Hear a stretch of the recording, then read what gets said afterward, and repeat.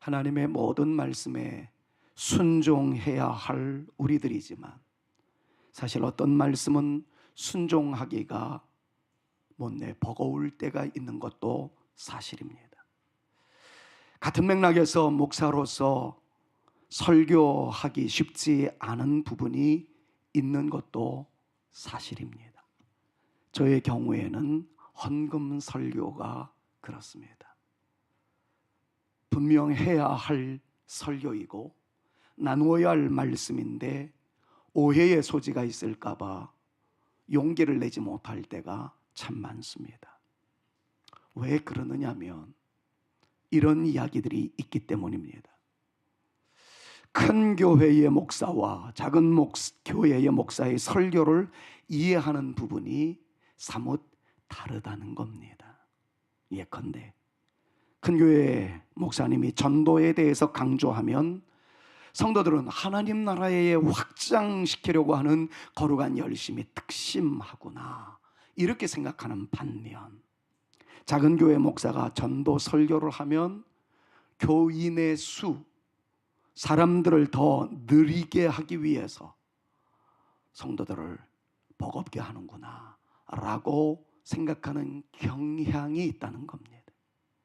비슷한 개념으로 큰 교회 목사님이 헌금에 대해서 강조하면 마음 넓은 성도들은 더 큰 복을 받으라는 하나님의 의미심장한 말씀이로구나 라고 해석하는 분들이 있는 반면에, 작은 교회 목사가 헌금 설교를 하면 돈 강조한다고, 불편하다고 그렇게 해석하는 사람들이 있다는 겁니다.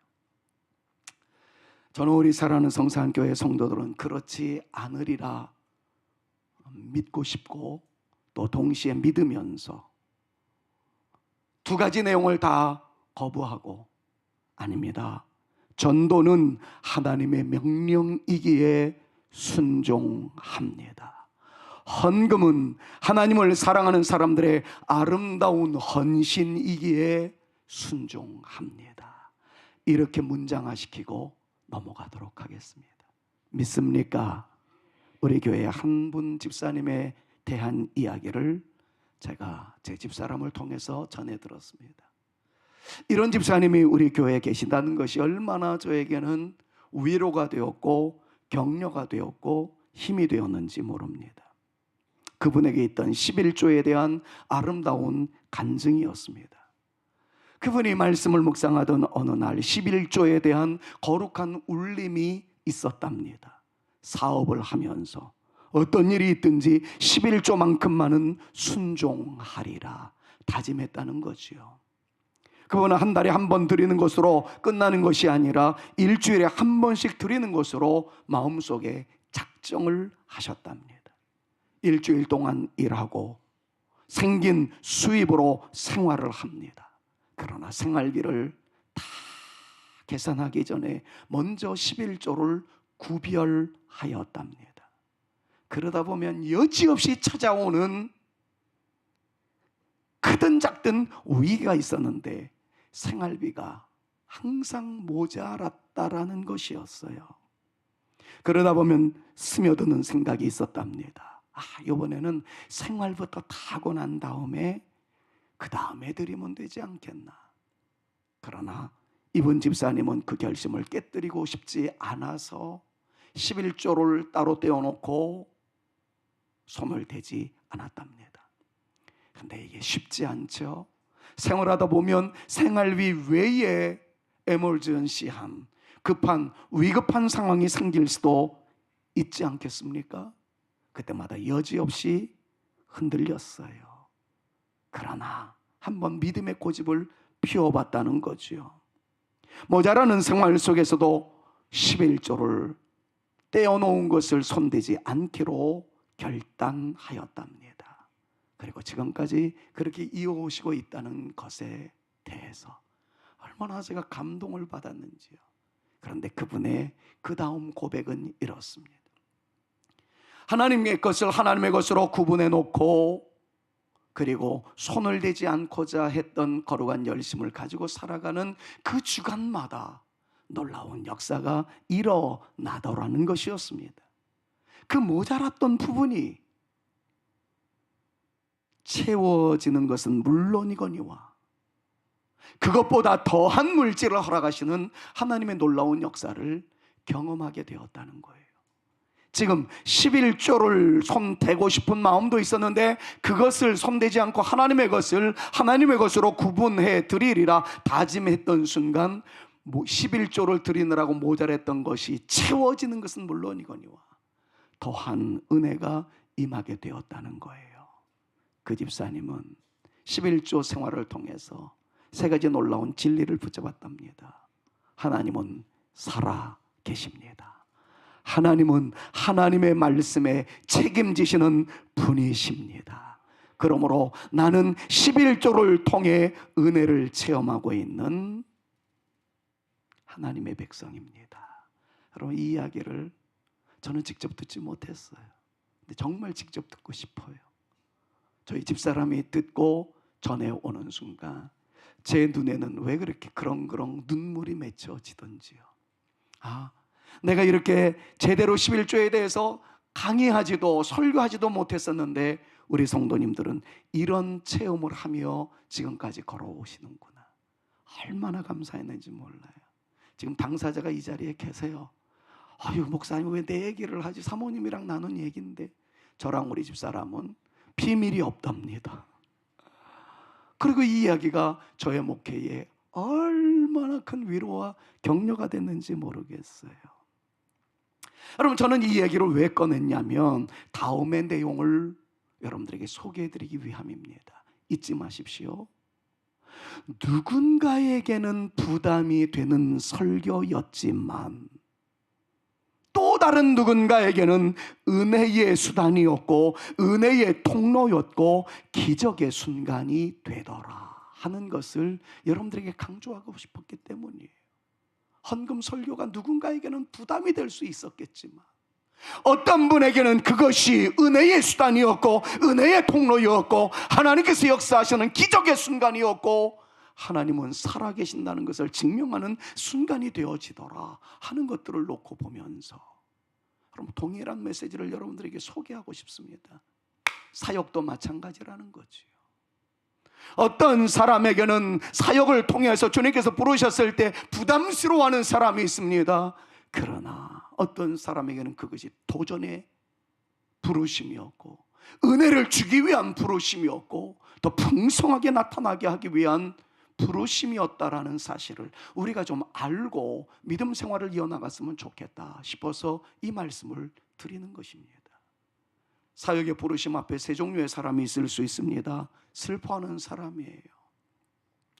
긴 설명을 약하겠습니다. 하나님 앞에 쓰임받는다는 것이 분명 아름다운 일임에도 불구하고 그 일이 결코 쉽지 않은 일이기 때문에 부담을 넘어서 슬퍼하는 사람들이 있을 수 있더라는 것이지요. 성경에 보면 입다라는 사람이 있는데 입다의 딸이 쓰임받게 되어졌을 때 하염없이 우는 그러한 사람들이 있는 것들을 보게 됩니다. 설교의 시간을 줄여야 되겠기에 긴 설명하지 않을게요. 현실적으로 놓고 보았을 때 목사로 부름을 받는 이의 부모님들이 이와 같을 수 있고 신부님으로 사제서품을 받는 이의 부모님들이 이러한 모습을 많이 보이고 있는 것을 어렵지 않게 보게 됩니다. 특별히 목사의 경우보다 신부님의 경우가 더 심하던데 사제서품을 받는 날이면 부모님들의 아이를 마치 포기해야 하는 것처럼 멀리 떠나 보내는 것처럼 큰 슬픔의 모습을 보이시는 그분의 부모님들의 모습을 어렵지 않게 볼 수 있습니다. 우리 개혁주의 교회에서는 아프리카 오지로 떠나는 선교사들의 모습을 바라보는 그들의 부모님들의 모습이 이와 같지 않을까 생각을 해봅니다. 사랑하는 여러분, 무척 힘든 길이기는 하지만 하나님께서 부르신 일에는 뜻이 있을 것이고 거기에는 감당케 하시는 하나님의 능력이 있을 것이고 더 귀한 역사로 이끌어 가시는 하나님의 섬세한 터치가 있다라는 사실을 믿음으로 주장하면서 부담스러운 일이고 눈물 날 수 있는 일이지만 그 길은 영광의 길이고 축복의 길이고 상받는 길이기 때문에 그 길로 걸어가는 사람들로 인해서 누군가는 살아나게 되고 누군가는 회복되어지고 누군가는 건승하게 되어질 수 있다라는 그 아름다운 길임을 기억하면서 너무 부담스러워하지 않는, 우는 것은 오히려 중단시키고 기쁨과 즐거움과 감격의 역사가 나타나는 우리 모든 성도님들 되실 수 있기를 우리 구주 예수 그리스도의 이름으로 축원합니다. 두 번째 종류의 사람이 있습니다. 하나님의 부르심 앞에 도망가는 사람이 있어요. 힘들다고, 내가 원하는 길이 아니라고 도망하는 사람들이 성경에 나와 있더라고요. 대표적인 존재로 요나라는 사람을 여러분들 떠올릴 겁니다. 그 스토리는 우리가 너무 잘 알기 때문에 긴 설명하지 않겠어요. 하나님께서 니느웨라는 도시로 가서 주의 복음을 증거하라 그랬었을 때 요나는 다시스라는 곳으로 도망하는 인생이 되었던 것을 잘 압니다. 사랑하는 여러분, 긴 얘기는 하지 않겠지만 우린 여기서 꼭 알아야 할 것이 있습니다. 하나님은 기회를 주고자 하는 이들에게 은혜의 기회를 주시지만 거부하는 사람에게는 내버려 두신다는 것도 잊지 않으셨으면 좋겠어요. 정말 그때 그 사람이 그 자리에 있어야 할 상황이라면 하나님은 때려서라도 그 자리에 있게 하시더라고요. 우리가 서야 할 자리가 우리에게 다 나름 있다고 한다면 여러분 그 자리를 피하지 마십시오. 아빠이십니까? 아빠로서 더 좋은 아빠의 사명을 찾을 수 있기를 바라고, 여러분들이 자녀로서의 그 위치에 있습니까? 부모님께 진정 효를 다할 수 있는 자녀로서의 아름다운 일을 감당함으로 주님께서 주시는 기쁨을 만끽할 수 있는 우리 모두가 되어질 수 있기를 바라고, 집사님이세요? 집사님으로서의 사명을 견고히 알 수 있는 우리 모두가 되어서 여러분들로 인해서 우리 교회의 모든 일들이 잘 진행되어 갈 수 있는 일에 우리 모두가 쓰임받게 되어지기를 우리 구주 예수 그리스도의 이름으로 축원합니다. 하나님은 여러분들을 그 자리에 있기를 원하셨고 그 자리에 있는 여러분들을 통해서 그 자리가 빛날 수 있기를 소망하세요. 꼭 장로가 되어야 되고 권사가 되어야 하고 안수집사가 되어야 하는 것 아닙니다. 하나님은 나로 하여금 성도로서 그 자리에 있게 하시며 그 자리를 통해서 내가 있음으로 인하여 교회의 영광이 되어지고 하나님의 놀라운 역사에 쓰임받게 하실 수도 있습니다. 주님께서 나로 어느 자리에 있게 하시든 주님께서 허락하신 자리라며 피하지 않겠나이다. 사명을 감당하는 내 인생 되어 보겠나이다. 다짐하시는 저와 여러분들 모두가 되실 수 있기를 우리 구주 예수 그리스도의 이름으로 축원합니다. 세 번째 종류의 사람이 있습니다. 하나님의 부르심 앞에 감당하고자 하는 이였어요. 거두절미하고 마리아의 고백을 살펴보면 충분히 이해가 됩니다. 주의 여종이 오니 말씀대로 내게 이루어지이다. 단순하지만 여러분 이 내용은 정말 하기 어려운 상황적 배경이 있습니다. 당시 마리아는 사내를 알지 못하던 처녀이었습니다. 그런데 천사가 와서 하나님의 뜻을 전달합니다. 성령으로 말미암은 임신을 하게 된다는 청천벽력과 같은 이야기입니다. 당시 그 마리아에게는 정혼한 남자가 있었던 것이었죠. 처녀가 임신했다는 소식이 전해지는 순간 그녀의 미래와 야심찬 비전과 행복을 위한 모든 인생 설계는 다 끝납니다. 꽝이 되어져 버리고 맙니다. 그런데 그녀는 망설이지 않습니다. 하나님의 계획이라면, 하나님의 사역에 쓰임받는 일이라면 순종하겠습니다 라는 반응을 보이고 있다는 거죠. 간단하게 정리하면 한 문장으로 이렇게 말씀드릴 수가 있겠습니다. 위대한 예수 그리스도의 탄생의 기적과 비밀은 한 여인의 헌신적 순종으로 시작되었다는 것을 성경은 우리에게 가르쳐주고 있습니다. 오늘 우리는 중직자를 선택하기 위한 투표를 하게 됩니다. 이런 일이 있을 때마다 목사는 정말 힘이 많이 듭니다. 특별 새벽기도를 인도하면서 그 어느 때보다도 저부터 열심히 기도했습니다. 저를 사랑해 주시는 몇몇 권사님들이 한결같이 말씀하시는 것이, 목사님 그러다가 성대 또 나가면 어떡해요? 목 좀 아끼세요. 근데 저는 숨 쉬고 싶었습니다. 이런저런 조여오는 여러 가지 반응들과 우리 성산교회를 이끌어가는 목사로서 그렇게라도 저부터 절규하지 않으면, 힘껏 기도하지 않으면 제가 버티기가 어려웠습니다. 그래서 여러분들한테 함성으로 기도하라고 외치기 전에 저부터 그렇게 기도했어요. 절규하는 것이 저에게 숨 쉴 수 있는 시간이었고, 하나님의 은혜를 받음으로 버텨낼 수 있는 길이었기 때문에 그렇습니다. 저는 이번에 중직자 선거를 위해서 선거관리위원회에게 목사의 생각과 목사의 사심, 목사가 이렇게 했으면 좋겠다라는 얘기를 한 번도 꺼낸 적이 없습니다. 선거관리위원회에게 전화한 적도 없고요. 선거관리위원장이 전화해 와서 목사님 이거는 어떻게 이렇게 하려고 그럽니다. 그러면 제 생각은 좀 이렇게는 하는데 선거관리위원회가 그렇게 결정하셨으면 그냥 하십시오. 진행하십시오. 저부터가 한 표를 가지고 있는 성도의 입장으로 돌아가서 객관성을 띠기 위해서 선거관리위원회에게 전폭적으로 맡기고 그분들을 통해서 하나님의 뜻을 발견하기를 원했습니다. 선거관리위원회에서 이런 몇몇 분들이 사퇴를 표명해 왔는데 어떻게 할까요? 기도해 보십시다. 그리고 선거관리위원장이 저한테 요분은 전화 좀 해주셨으면 좋겠습니다. 그분들에게만 제가 순종하는 마음으로 전화를 드렸습니다. 전화를 드린 결과 아주 얼마나 생각이 아름답고 고마웠는지 눈물이 날 정도였습니다. 한결같이 말씀하시는 것이 부담스럽습니다. 일하기 싫습니다. 이런 개념이 아니었어요. 저는 지금 주어진 사역의 현장에서 더 열심히 하겠습니다. 제가 자격이 없는 사람입니다. 그래서 저는 지금의 자리에서 최선을 다하는 것으로 하나님께 영광을 올려드리는 인생 되겠습니다.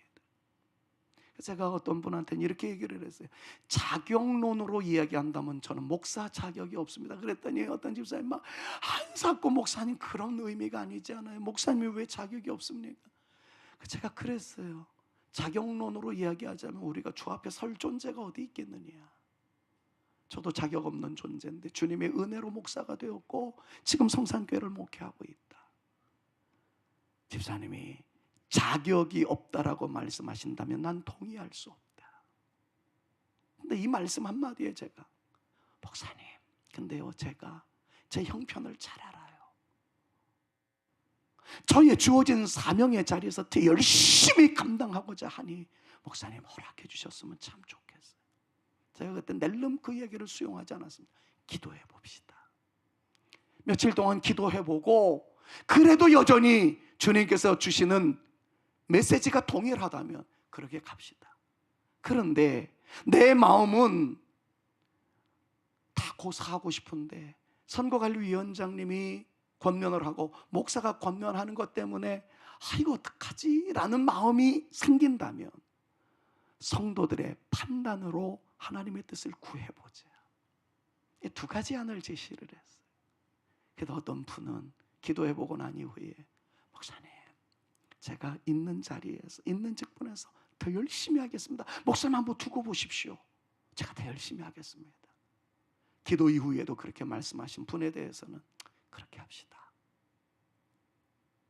얘기하는 도중에 기도 이후에도, 목사님 저는 정말 자격 때문에 힘들지만 목사님 자꾸 말씀하시니까 정말 어떻게 해야 될지 모르겠습니다. 그러면 하나님의 뜻을 알기 위해서 성도들한테 묻는 것에 우리가 함께 해보자. 이 말도 순종하는 것이 그게 성도의 모습 아니겠나 그랬더니 목사 말씀에 순종하겠습니다. 그래서 오늘 투표용지가 마련되었고 이 투표용지가 어저께서야 완성되어질 정도로 선관위가 얼마나 고생했는지 몰라요.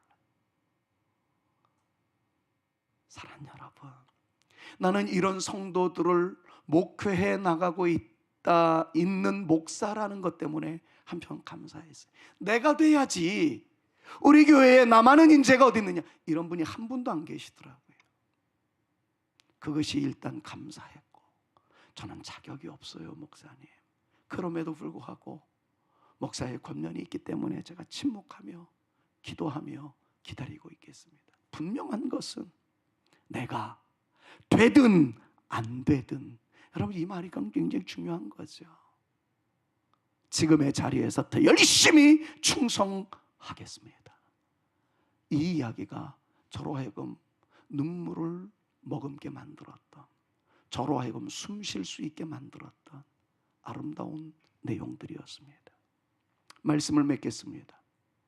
오늘 본문 말씀을 보면 한 공동체가 등장합니다. 초대교회 공동체였었어요. 사도들이 너무 많은 일에 지쳐갔습니다. 사도들이 실수가 잦았습니다. 이 일을 수습하고자 사도들을 도울 수 있는 집사를 세우고자 했던 것이 오늘 본문 말씀이에요. 여러분, 한 가지를 잊지 마셔야 합니다.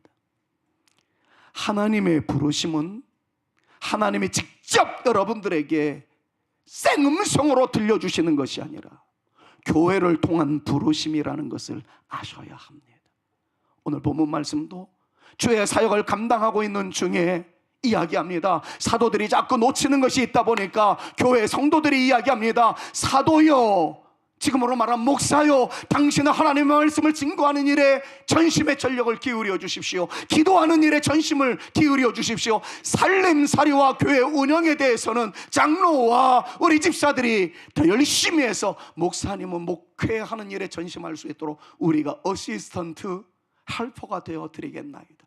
여러분, 이것이 초대교회 성도들의 아름다운 모습이었어요. 여기는 군림하고자 하는 그러한 모습이 전혀 보이지 않았습니다.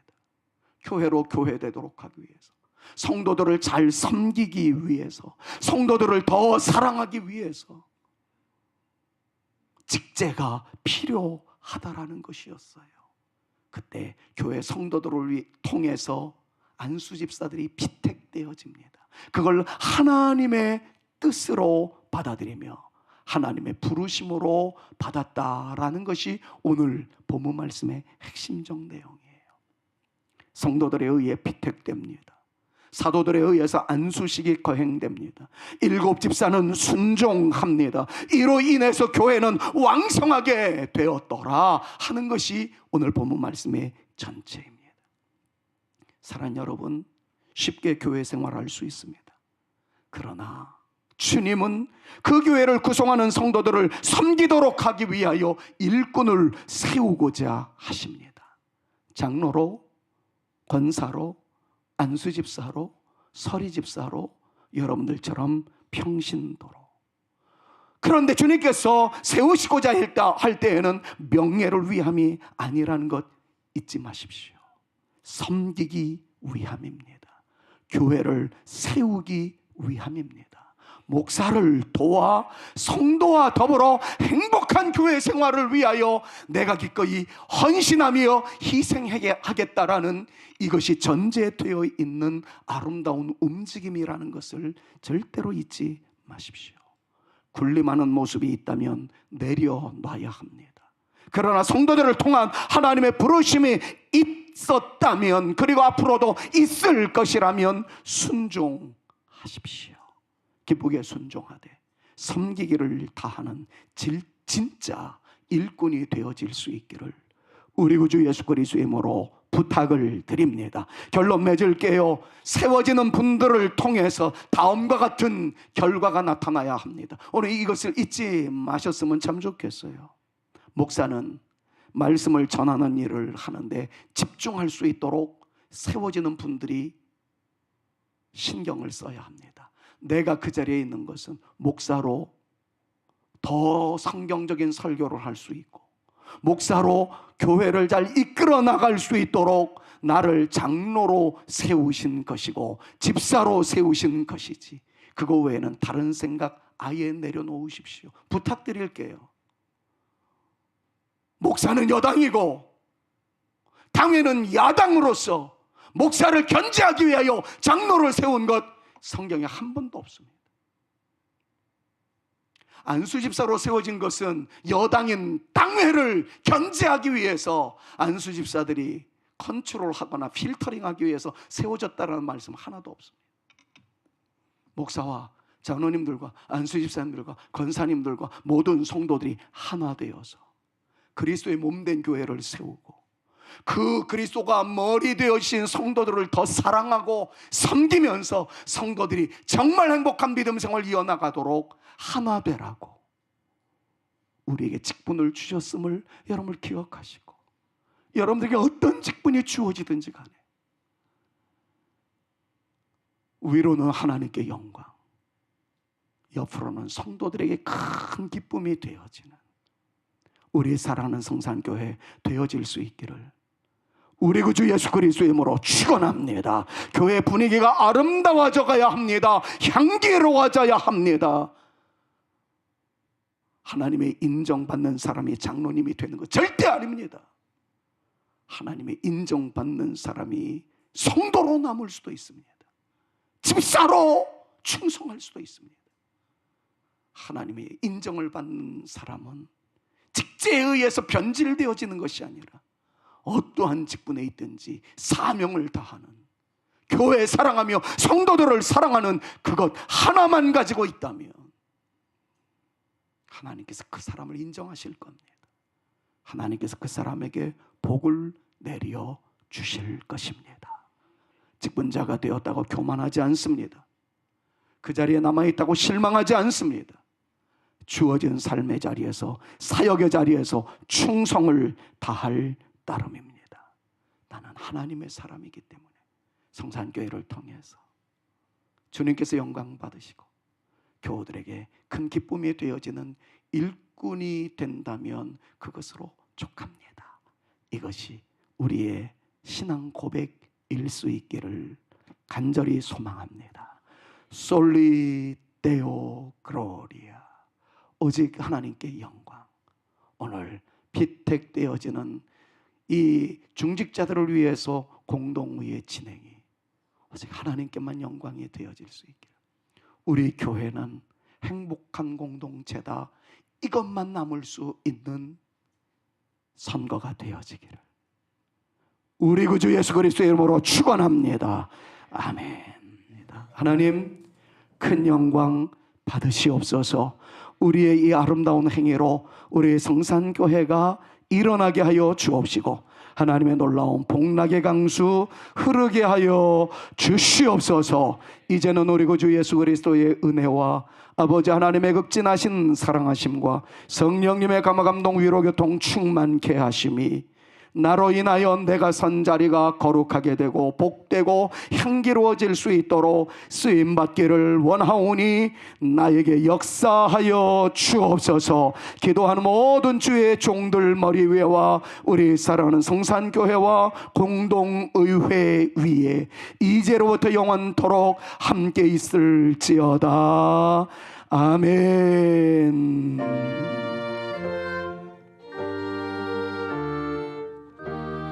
이제는 소망이 없는 어두운 세상에 나가기를 다짐하며 파송의 노래로 영광 돌립니다.